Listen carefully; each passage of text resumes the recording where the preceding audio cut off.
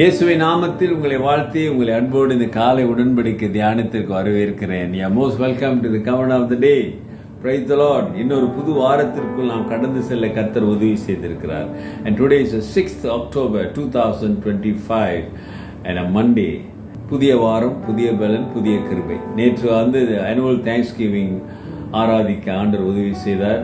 ஒரு நல்ல ஒரு ஐக்கியத்தை கர்த்தர் கொடுத்தாரு. நிச்சயமாக ஆண்டவர் நல்லவராக இருக்கிறார். சரி, என்ன ஆண்டவர் தொடர்ந்து சொல்லுகிறார் என்று பார்ப்போம். அது மார்க் 6ஆம் அதிகாரம் 31வது வசனம் 6:31.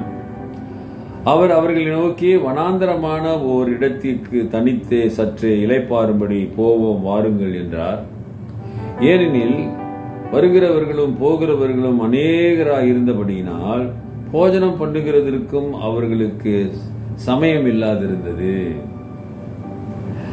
And he said to them, come aside by yourselves to a deserted place and rest a while. For there were many coming and going, and they did not even have time to eat. Hallelujah. There is no time for it. ஆனால் ஏசாமி சாப்பிடுவதற்காக அவர் கேட்கவில்லை. ஆனால் ஆண்டவர் சொல்றாரு, you need a rest. ஓய்வு எடுக்க வேண்டும் என்று சொல்றாரு. ஆமாதாங்களே.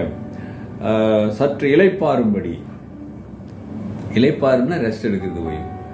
ஆள் இல்லாத இடத்துக்கு. ஏன்னா ஏசாமி அற்புதங்கள் அடையாளங்களை செய்கிறாரு. வரங்கெல்லாம் அற்புதங்களை பெற்றுக்கொண்டு போறாங்க.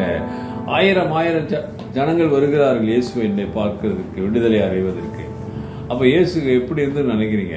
கூட்டம் வந்துகிட்டே இருக்கு. அப்ப ஆண்டு சொல்றாரு, ஐயா போதும், இன்னைக்கு போதும், நான் ரெஸ்ட் எடுக்கணும், ரொம்ப கடுமையாக காலையிலேருந்து. அதனால ஆள் நடமாட்டம் இல்லாத ஒரு இடத்துக்கு போகணும், இல்லைன்னா என்னை தேடி வந்துகிட்டே இருப்பாங்க. அப்போ ஆண்டவர் ஒரு ஆள் நடமாட்டம் இல்லாத ஒரு இடத்துக்கு போவோம், அங்கே போய் நான் ரெஸ்ட் எடுக்கணும்னு சொன்னார். அதுதான் ஒரு வாட்டி ஊழியம் செஞ்சுட்டு படகுல போகிறப்ப அந்த களைப்பில் அவர் என்ன செய்கிறாரு, படகுல தூங்குகிறதை நாம் பார்க்குறோம். ரெஸ்ட் எடுத்தார். அப்படின்னா உன்னுடைய சரீரத்துக்கு இளைப்பாறு, ரெஸ்ட் தேவை.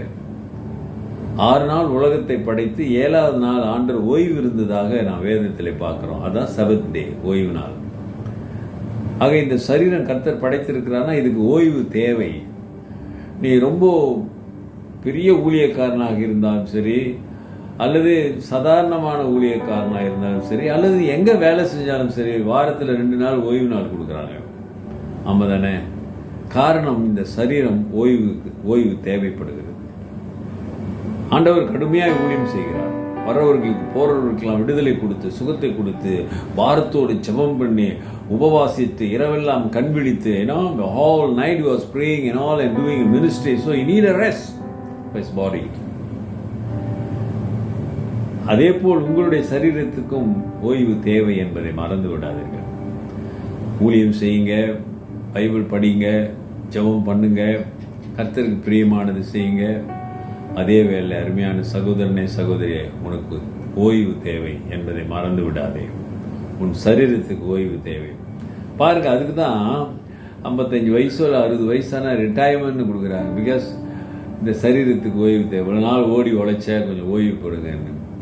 ஆனாலும் நாம் ரிட்டையர் ஆனாலும் சிலர் உழைக்கிறார்கள், செய்கிறார்கள், வேலையை பார்க்கிறார்கள். அப்படி இருந்தாலும் சரியான நேரத்தில் ஓய்வு நமக்கு தேவை. கடவுள் அந்த ஒழுங்கிலே தான் நம்மை உருவாக்கி இருக்கிறார், நம்மை படைத்திருக்கிறார். காரணம், உதாரணம், அவரே ஓய்வு எடுத்திருக்கிறார். அதனால ஓய்வு எடுக்கிறதுக்கு யோசிக்காதீங்க, ஓய்வு எடுங்க. அந்த ஓய்வு எதற்காகன்னா, இன்னும் தொடர்ந்து நீ ஆண்டவருக்கு பணி செய்வதற்கு, ஊழியம் செய்வதற்கு, to continue to minister God, to stand firm for him. You need some relax, rest. ஆகிய ஒப்பு கொடுங்க. கர்த்தர் பெரிய காரியங்கள் செய்வார். உங்களையும் குடும்பங்களை ஆசீர்வதிப்பார். குடும்பத்தோடு ஓய்வு விடுங்க. அது தேவை. ஐக்கியம், ஓய்வு தேவை. ஆண்டவரே, நான் போய் கொஞ்சம் இளைப்பாறணும், ஓய்வு எடுக்கணும், கொஞ்சம் தனியாக இடத்த பாருங்கன்னு சொல்றாரு. ஒப்பு கொடுங்க. கர்த்தர் போதுமானதாக இருப்பார். ஜெபிப்போம். நல்ல ஆண்டவரே, இந்த காலை வேளைக்காக ஸ்தோத்திரம். இதோ உம்மை போல நாங்களும் உமக்கு பயந்து ஊழியம் செய்யவும், ஆண்டவரே, தேவைப்படும் நேரங்களிலே ஓய்வு எடுத்து ஆண்டவரே உமக்கு மகிமையாய் நாங்கள் தொடர்ந்து வாழ உதவி செய்யுங்க. நீர் எல்லாருக்கும் எல்லாமாக இருக்கிறீர், போதுமானவராக இருக்கிறீர். இன்றைக்கும் அற்புதங்கள், அடையாளங்கள் உடைய பிள்ளைகள் வாழ்க்கையில நடக்கட்டும். ஆசீர்வதியுங்க ஆண்டவரே. துதிகன மகிமை உண்டாகட்டும். இயேசுவின் நாமத்தில் பிதாவே, ஆமென். நமது ஆண்டவராக இயேசுடைய கிருபை, பிதாவின் அன்பு, பரிசுத்தாவின் ஐக்கியம் உங்களோடு இருந்து உங்களை ஆசீர்வதித்து காப்பதாக. என் ஆத்துமாவே கர்த்தரை ஸ்தோத்திரி, என் முழு உள்ளமே அவர் பரிசுத்த நாமத்தை ஸ்தோத்திரி. என் ஆத்துமாவே கர்த்தரை ஸ்தோத்திரி, அவர் செய்த சகல உபகாரங்களை மறவாதே. ஆமென். டியர் பிரதர் அண்ட் சிஸ்டர், சகோதரனே சகோதரியே, இந்த மாதிரி மெசேஜை நீங்கள் கேட்டிருக்க மாட்டீங்க. ஒருவேளை நீங்கள் யோசிப்பீங்க, என்ன பாஸ்டர் ஓய்வு எடுக்க சொல்கிறாரு, உன் சரீரத்திற்கு ஓய்வு தேவை என்பதை மறந்து விடாதே. அப்பப்போ ஓய்வு கொடுங்க. சந்தோஷமான வாழ்க்கை வாழ்ங்க. Take care. God plus.